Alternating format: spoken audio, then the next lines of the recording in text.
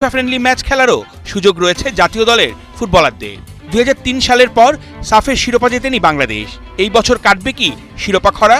সাফ চ্যাম্পিয়নশিপের সম্ভাব্য সময় জুন জুলাই। বয়সভিত্তিক পর্যায়ে সাফ অনূর্ধ্ব 19 এবং এফসি অনূর্ধ্ব 23 বাছাইয়ের মতো গুরুত্বপূর্ণ টুর্নামেন্টে রয়েছে এই বছর। গেল কয়েক বছর বাংলার ফুটবলে যা কিছু প্রাপ্তি সবই মেয়েদের ফুটবলে।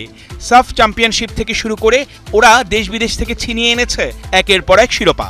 নতুন বছরের প্রথম 5 মাস সাবিনা, কৃষ্ণা, সানজিদারা ব্যস্ত থাকবে ফিফা প্রীতি ম্যাচে। বাফুফে চেষ্টা চালাচ্ছে প্রতিটা ফিফা উইন্ডোতে ম্যাচ আয়োজনে। জুন জুলাইতে অনুষ্ঠিত হবার কথা নারী এশিয়ান কাপ বাছাই। এই আসরে বাংলাদেশ হোম এবং অ্যাওয়ে ম্যাচ খেলবে।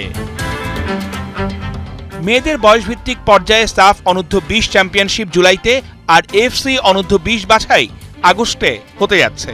সেই সাথে সাফ চ্যাম্পিয়নশিপ এবং এফসি বাছাইয়ের জন্য তৈরি থাকতে